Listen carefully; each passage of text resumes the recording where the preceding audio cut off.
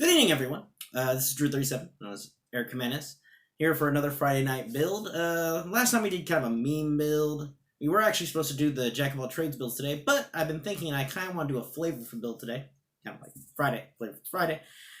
So next week is going to be the Jack of all trades or I know everything build. Today we're going to do something a little special. It's close to my heart. It was a character I made who was a worshipper of cats and was from a tribe of people from Chult who had a respect for predators such as like lions, tigers, dire felines, and they were gods in this tribe. So the whole build's based on theming a character around that and also making it viable to play. So it is going to be multi-class. It doesn't have to be... I use human variant for most of mine because I like to have my abilities as soon as possible, and the extra feat makes it pretty easy. But this can also work for a half-elf, a wood elf, and any other things that increase either your dex or your wisdom, but where you're going to want to focus is your wisdom. And this is going to be, like I said, a multi-class. It's going to focus on two classes, Druid and Monk, and it's going to focus on two archetypes that really mesh well together and fit the whole theme of wanting to emulate feline predators and like gods. So let's go ahead and get started. This build totals up to level 13, but it can be for whichever campaign. It's just you may not get all the cool abilities that the build calls for. So the first level, character level that is, we're going to use the point buy system. We're going to go ahead and max out your wisdom to 15. And then after that, the only requirement is to have a dex of at least 13. With your human variant, you're going to get +1 and 2 stats, so you could make your dex 12, but I'd probably even it out to 13. It gives you 4 bonus points. Max out your Constitution 2, make it 15, increase your health a little bit, because you're going to be fighting with this build. And then make the other 3 stats kind of whatever you want. I would probably drop, at least for my character, I dropped Charisma, because he was from a tribe. They really only associate with each other, and they associate with the wilds, and they were consummate hunters. So to me, they were intelligent enough to understand nature and how it works from living daily with it, and to make basic weapons and such, and they were strong enough, I made it 12, they were strong enough to be able to perform mostly in daily wildlife. Charisma was my dump stat, making it 8. So, the first level we're going to take, though, after we add our +1 to wisdom, making it 16, and +1 to either dex or to constitution, your choice, take a pick. For feats, because we're going to pick Druid as the class, you have an option of 3 feats at level 1, depending on which way you want to build this character. If you want to be the pure hunter, and you want to be able to track enemies easier, you want to be able to catch up with them, move quickly, and be one of the fastest, you're going to take mobile or athlete. Either one is a choice. With athlete, you do get the stat boost of dex or strength. Let's see, which will be good for when you're not shifted, your damage. And it'll also give you benefits of like, you don't have to run as fast to jump. To get up is only 5 feet of your movement as opposed to half your movement. Let's see, you get other bonuses. Mobile, you don't get a stat boost, but your speed increases. You ignore difficult terrain. If you take you don't have to disengage for some actions to not take opportunity attacks. That's also good because that carries over to shapeshift forms. And it's good for early, you need to get out of a situation, you want to move a little bit faster. That's pure hunter or pure follower. The pure tracker build is going to use the observant feat, and it's going to use the wisdom modifier boost, bring it to 17, because you should always have 16. It's going to matter. It's going to bring it up to 17, and you're going to get that bonus +5 to your passive perception and passive investigation. You can read, as long as you understand the language, you can read people's lips and understand what they're saying. Let's see, it's a very good feat, because you can have if you build it correctly, if you do passive perception and proficiency, you have that +5 now, and your wisdom modifier is +3. You can have a passive perception of like 20, actually, if my math's correct, because 5, 3, 2, yeah. You have a passive perception of 20 at level 1, because passive perception is 10, plus whatever modifiers you have. So you'll notice most traps, you'll be able to track animals a lot easier than most of your party. You won't have a problem being snuck up on. You will be the consummate tracker and survivalist. You know, you've tracked animals before, you know cues, predators tracking you down, you got this. Now the pure stealth, I call it pure stalker or pure hunter in the dark, is going to use the skulker feat, of course. It's going to give you some bonuses when you're shapeshifted. You can hide even if you're only partially obscured. If you make range attacks, if you need to make a range attack with a dart or something, when you make range attacks, if you miss, it doesn't break your stealth, and you also don't get disadvantage on perception in normal dim light settings. Now moving on to the class. The reason why we're picking Druid is because you get some utility spells, and it's going to fit for the whole hunt. You're worshipping felines in there as gods. So Druids worship nature, wildlife, nature gods, fits the theme. You're going to get things like Animal Friendship, Long Strider, Jump. These are going to be spells that embody you or embody the cat, and also empower you or your team. Animal Friendship is so you can kind of cozy up with other felines, although you're going to treat them with respect, or it's to make other animals who you consider lesser predators, like wolves, bears, kowtow to you, like bow to your strength and to feline strengths. That's the cool thing about Druids, is they're more nature focused, and I like their spells, and that's why we're picking them. Going to character level 2. We're going to go ahead and pick our second level in Druid, and for a while that's going to be all we're taking of Druid. The only reason we took 2 levels is to get our circle, which is going to be Circle of the Moon, and you probably already guessed it, because Circle of the Moon allows you to shapeshift. That's when your shapeshifting starts at level 2 as a Druid, and Circle of the Moon lets you shapeshift into CR1 creatures. And as a bonus action, and you can use spell slots to heal yourself if you don't want to cast spells. This allows you to shapeshift in things like tigers, lions, crag cats, panthers. As long as it doesn't have a burrowing or a flying speed, you can use it. And I believe it's also swimming speed. You can use it as long as it's up to CR1. So panthers, crag cats, lions, tigers, you're all good. You can even theme it, and my DM luckily allowed me to do everything kind of panther built. They're all like black furred cats. Even tiger form is just huge. And it fit their whole stealth checks, because even tigers have +6 to stealth. Biggest differences is lions have pack tactics, tigers have bonus actions, pounce, panthers have a little bit higher stealth, but they're also lower CR. Crag cats, that's probably going to be the one your DM's going to like kind of look at you a little bit. They have magic resistance and magic reflection. They're probably not going to let you take that one. But if your DM's nice enough, or you're playing Horde of the Dragon Queen or Team of Dragons, you actually believably have that. And of course, any other shape-shifting things of creatures you hunted, like gazelle, deer, maybe some bears and wolves. You're not going to have anything crazy. You're probably not going to have a lot of sea life you can shapeshift into, unless you, for some reason, said to embody their kind of the stereotype for cats' diets. Lots of fish, crustaceans, stuff like that. But big cats hunt mostly big game, so that's what we're going with. Moving from Druid second level, we're going to start going into Monk, and it kind of flavors because you want to be the claws of the cat and the fang of the cat.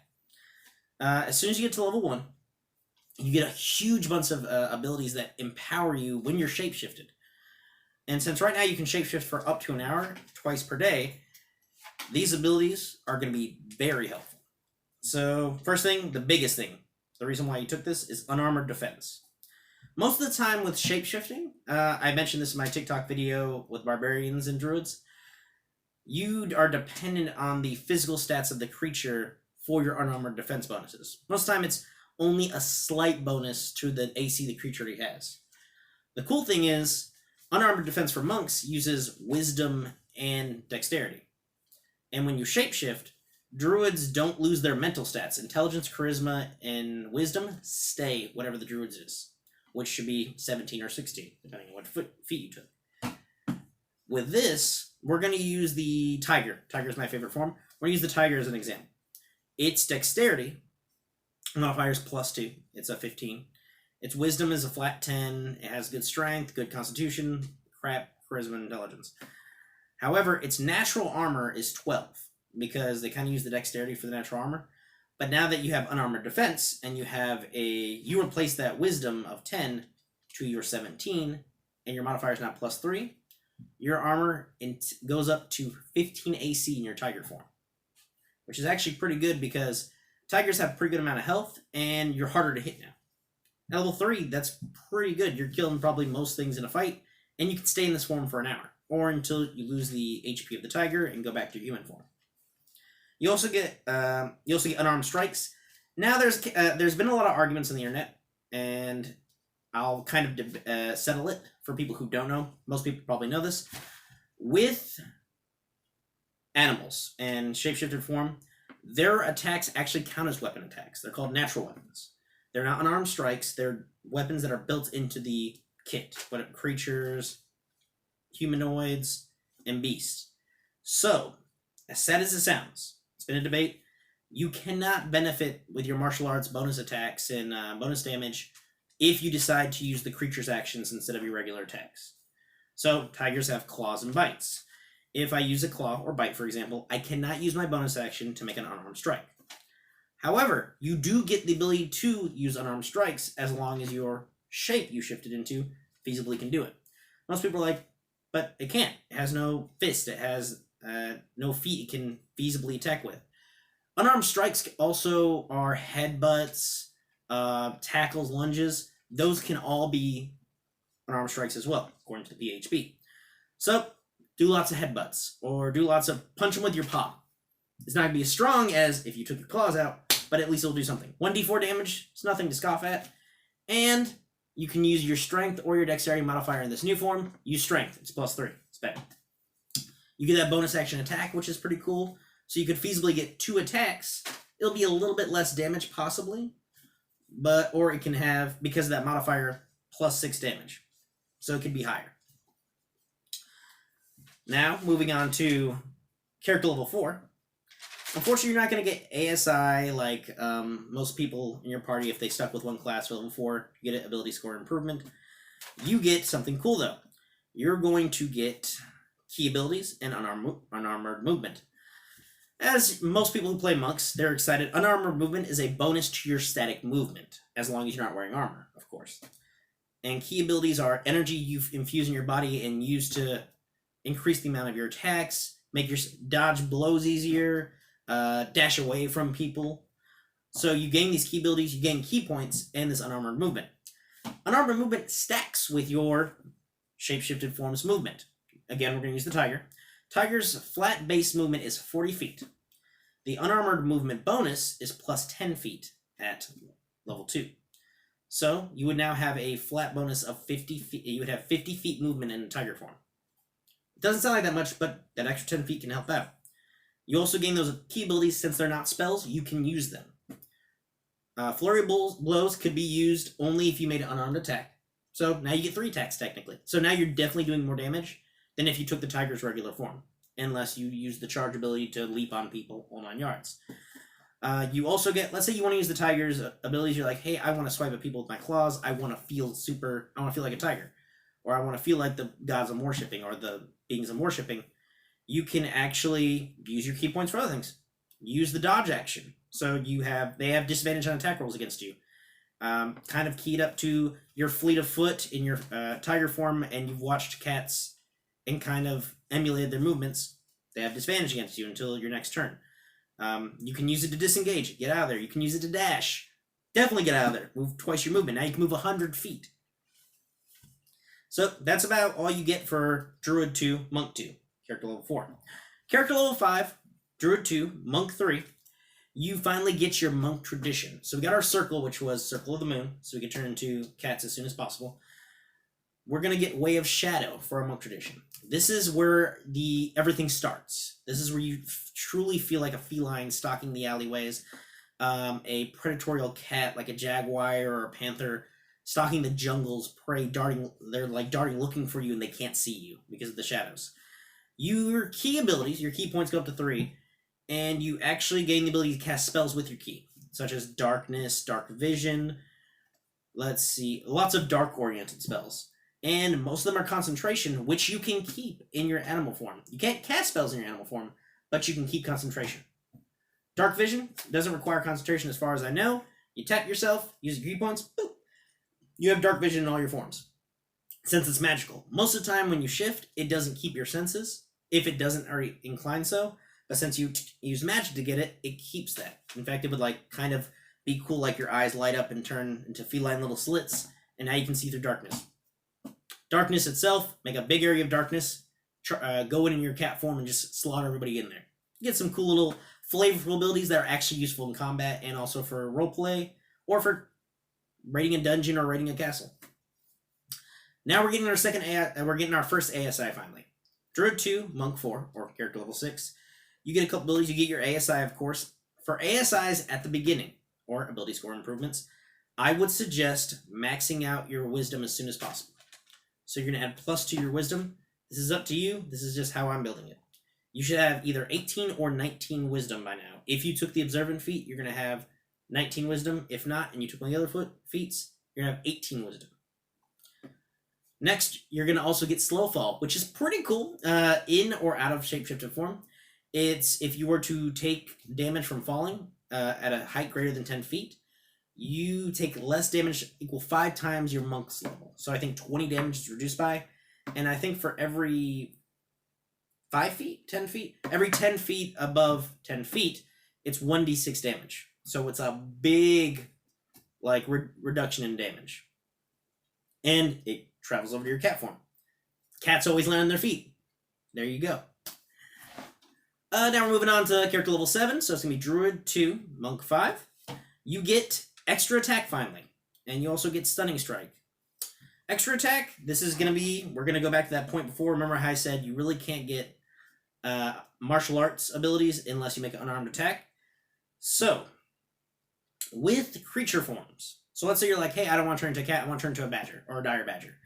You'll notice on some of the stat blocks, it has something called, it has multi-attack, and then it has actions.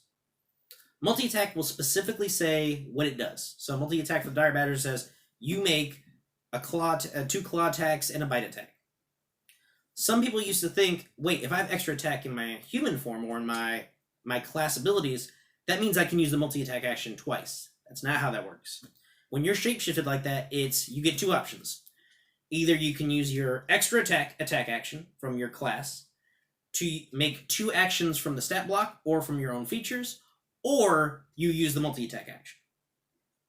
Because that would obviously break the game and wouldn't work. And also, multi-attack is the animal's version or the creature's version of extra attack. And as you know in the PHP, you cannot get extra attack from anything else if it's already provided from you. So if you had 5 levels barbarian, 5 levels a monk, you still only get 1 extra attack. It doesn't stack. Fighter's the only exception. They get a whole bunch of attacks. 5th level, 11th level, 20th level. That's a series for another day. The Stunning Strike is you can actually expend a key point to make people use con saves against you to stun them in place. They have to beat your Wisdom save DC, which is your spell save DC, the Druid spells. And if they fail, they're stunned until the end of your next turn. Which is great because, again, it's like you, as a cat, know where to strike your prey to make them freeze in place or to make them injured where they can't move. And your unarmed strike becomes 1d6. So now you can choose. You can be like, well, I might actually use the extra attack action because 1d6, 1d6, then 1d6 martial arts or flurry of blows, 1d6, 1d6. And you have that strength or dex modifier stacking each time. And it's going to be good for every form you pick. And with tigers, we're going to go back to tigers because again, my favorite form, they only get 1d10, 1d8. If you 1d10 if you bite, no, 1d10 if you claw, 1d8 if you bite. Cool thing about the extra attack action, we're going to kind of go back for a minute. The extra attack action in a creature that doesn't have the multi-attack action, if you pick one of the actions, this is also for multi-attack action creatures too, but skip that. You can pick one action. You have the attack action, you start it, you can say, I want to use my bite for 1d10, and then for my second attack, I'm going to use an unarmed strike. Then your martial arts triggers, because martial arts only cares if you made an attack with a monk weapon or unarmed strike. So, bite action, unarmed strike, or bite action, unarmed strike, flurry of blows, unarmed strike, because you can't use weapons. So, enough with Monk 5. We're going to go to character level 8 or Druid 2, Monk 6. This is the cool part. So the reason why we took Way of Shadows, this is where you start getting fully into that roleplay, into the theming of worshipping predatorial cats, hunters, the knights. You get the ability of... Sorry about that, I kind of froze. You get the Shadow Step ability. The Shadow Step ability gives you the ability to, if you are in dim light or darkness, you can teleport to another place of dim light or darkness that you can see, as long as it's within, I believe, 60 feet. Actually, it's within 60 feet, yes. So I kind of think of it as, imagine being in a panther form and you're tracking somebody. You're tracking this kind of villain who's kind of broke into a house, and he knows this giant cat's following him. You're in the urban jungle. It's in the dark. He's a burglar. He's in the dark places. He's like, I've got away. There's nothing that can catch me. And then his eyes dart around and he swears he sees a giant hulking feline form, appearing in different places. Kind of like the whole Batman thing. It's like he looks behind him, he sees the feline form kind of wagging its tail, and then it's gone. And then it's like in his periffs, he sees it to the side, but then it kind of disappears in the shadows and it goes over there. With this, you get the ability you get the free teleport, and you get advantage on your next strike. Now, unfortunately, you don't turn invisible yet. That's later. But you get advantage on your first strike, which is great, so you can teleport right to somebody, especially in darkness. You get key empowered strikes, so all your unarmed strikes and your monk weapon strikes count as magical. You also get an extra 5 feet of movement. So now, using Tiger again, remember how we were at 50 feet of movement with the unarmed movement? You get an extra 5, so now we're at 55. Moving on to Druid 2, Monk 7, or 9, for character, you get the evasion feat. Most people play D&D know the evasion feat, how broken it is, how good it is. Evasion is an ability where if a spell were to cause you to make a saving throw for damage, a dexterity saving throw, such as Fireball, Path of Flame, instead of taking half damage on a success, you take no damage. Which is kind of cool. You're a cat, not only do you land on your feet, but now you're like quick to move. And if you were to fail, you only still take half damage. It's like you kind of succeeded. You also get Stillness of Mind, which allows you to end charming and mind control effects using your key. Fantastic. So a lot of people no, actually they can't. If somebody polymorphs you, because polymorph ignores mental stats, you can actually animal friendship somebody in polymorph form until the polymorph spell ends. So, as a monk, if let's say somebody polymorphed you before you could turn into an animal yourself, your intelligence drops to 1. You're a squirrel. They could technically animal friendship you and charm you as you're in that form and make you go with them. As long as you have stillness of mind, because your abilities and feats still come over, you can actually use your key and say, nah man, I'm good. I'm not going to be charmed today with your animal friendship. That's if you're a squirrel and you think you can remember that. Moving on to character level 10, or Druid 2 and Monk 8, you get your second ability score improvement. We're going to max out Wisdom, 20 either way. If you're at 19, go ahead and take a feat, maybe Resilient, maybe some Keen Mind, something that buffs it to 20, or do +1 to Wisdom and +1 to Dex or Constitution. And if you're at 18, go ahead and use +2 and make it 20. You now have +5 to your Wisdom, so now your AC for most of your forms has a flat +5 to its number. Using Tiger again, remember how we were at 15? Now it's going to be the 2 for Dexterity, flat 10, so that's 12, and now 17 AC in your Tiger form, which is pretty cool. That's just going to affect every animal form you take, because your Wisdom's not changing, remember that. Alright, moving on to character level 11, or Druid 2, Monk 9. Now, you are able to move over water, so your unarmored movement gets a buff. You can move over liquid and water surfaces as if it was regular ground, and you can move up vertical surfaces. I can't make a feline reference to that. Most cats hate water. Most cats hate water, and most can't walk on water, but hey, why not? The vertical could be, I've seen some cats go up those little crazy cat towers and stuff like that. They like instantly go up there. So, play it off as you are now so in tune with your feline gods and patrons and worshiping, you're an embodiment of their physicality. Moving on to character level 12, you have Monk 10, Druid 2. Your movement now is an additional +20 feet, so went from 40 feet to 60 feet now. You get a purity of body, which makes you immune to poison and diseases. Cats have the ability to give disease, and I know there's vets that exist. Most of the time when you see like National Geographic and stuff like that, most of those animals can eat some pretty disgusting things like carrion, raw flesh. They don't seem effective whatsoever. Chalk it up to that. So the last for my version of the build. You can build it however you want. This is where you fully embrace that theme of being the night hunter, being the feline, primal aspect in the dark. You're at character level 13 or monk 11, druid 2. Your unarmored attacks go to 1d8. So now you are actually on your bite for tiger. You're on that same level of damage. You get your penultimate ability, in my opinion, for your monk tradition, which is my favorite. This is the best theming one. It's called Cloak of Shadows. You probably remember what I mentioned before about turning invisible in darkness. You can now use your action to become invisible in dim light or in darkness.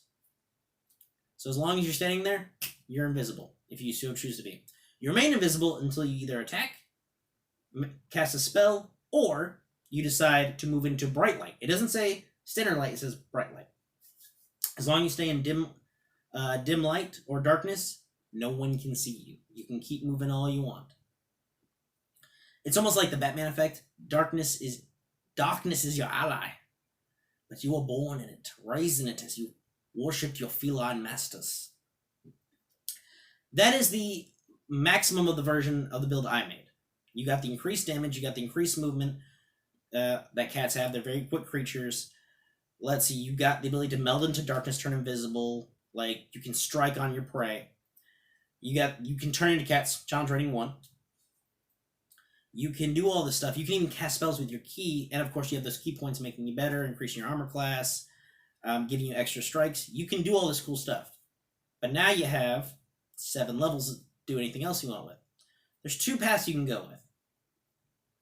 My suggestion for when I do the build is I usually do 7 levels of Druid because you get more access to different spells, especially utility. You get the Awaken spell, which is one of my favorites, so you can awaken felines you feel need to be released from their shackles of torture like regular cats or creatures in a zoo. You get Animal Friendship, more casting of it. You get the Polymorph spell, so you can polymorph other people into your cat form or into the prey you can so strike down. You get the abilities to cast spells to affect the environment. You get a lot of cool utility spells as Druid, and of course damaging spells, but you're more here to turn into cats and do things, stuff like that. Your challenge rating increases, so for your shapeshifting, thanks to Circle of Moon, once you get to level 6, Circle of Moon lets you shapeshift into a challenge rating creature divided by 3, your Druid level. So 6, you can now turn to challenge rating 2, and 9, you turn to challenge rating 3. You also, as you scale up in Druid levels, you get the ability to have extra movement types in your shapeshift form. Now at level 6, you can turn into a creature that swims or burrows. You can choose. You're no longer, so you can turn into a dire badger and be like, hey, I'm gonna burrow real quick, or you can turn into an underwater creature. And then level 9 is a lot of people's favorite, is because you can turn into a flying creature. Birds, owls, dinosaurs, pterodactyls, stuff like that. You can now turn into flying creatures, giant eagles, and they can be up to challenge rating 3, which is the kind of cool part. And again, they get that unarmored monk defense, so A, pretty cool. Let's see. But some people I've talked to really like the ability to increase your damage even further to 1d10. You get more key points, you get more key abilities. You actually get, if you stay and do your 7 levels extra monk, you get the ability to strike from, you get extra attacks from your tradition. It's actually, it's called from, I believe, Strike from Darkness. You get to have extra attacks against people. It's a nice capstone ability for the monk tradition. And that's really the biggest things, is more armor movement, more unarmored damage. You get a couple cool abilities. You get to understanding language you choose, as long as somebody speaks a language. Let's see, and you don't need to sleep, eat, or drink. Let's see, and age doesn't affect you. Now you still can die of age, old age, but age doesn't affect your body, and you don't like get weaker. You're like the old man martial arts movies where you're like still stopping people with one finger, even though you're old and you're probably on you're age-wise on your deathbed. You're still showing whippersnappers what's going on. Now, time to talk about the build and if it's good or bad, and the good and bad things about it. Pros automatically. You are probably the master of stealth in your party. You can turn invisible in darkness. You are pretty proficient in damage, and you can do quick damage and get out of there with your Shadow Step ability. You can teleport. You have some spell work ability, whether which way you go. You can use your ki to cast spells, or you can use your druid abilities to cast spells. You're pretty defensive. You have a high defense even out of shapeshifted form. So out of shapeshifted form, you could have a defense, depending on how many ASIs you took, up to 20 if you max out your dex, or at least 18 to 17. That's a high AC. Let's see, without any armor. You have pretty high damage to your martial arts die. You have immunities to a bunch of things. You have the evasion feature, which is always fantastic. You have fast movement, and you have the ability to travel over water. To me, that's cool. You can like run over water. Weaknesses. This is the best thing. Weaknesses is with any multi-class, there's a lot of complication with all the abilities you have to learn. You're not going to be as good as somebody who took that class fully. So, Druid. Monk, you're not going to suffer as much in, unless you decide to take the 7 levels in Druid. But because you only took 2 levels in Druid, you do not have access to all the other spells and transforming abilities that most Druids would. Your damage die may fall lower than other people in the party, or you may not be able to do as much things as the party in the full spectrum, especially role-playing. But for dungeon delving, exploration, and attacking, you're still going to be good. The last con would be, as bad as it sounds, if there is no darkness, you're in a bad spot. Because a lot of your abilities are focused on, you're the nighttime hunter. You can make your own artificial darkness with your key abilities or with the druid spells, but that's using a resource to make that darkness. Which is, it's kind of flavorful too. It's like smoke bomb, darkness everywhere. I am the night, and I will. You are my prey, and this is my hunting ground. But that is, I have to list that as a con. And also, you can have dump stats, which some people don't like. And the fact that I'd say the last con would be, no, the HP is about the same. So your HP is not going to be a con. It's going to be all over the place. So, that's the build. I hope you all enjoy it. Please send me some of your builds, either through TikTok or through here. And every Friday I'm going to be doing this. And I'm going to be uploading a video on Friday. If you have any questions, leave one in the comment. Send me a message. I'll be glad to answer.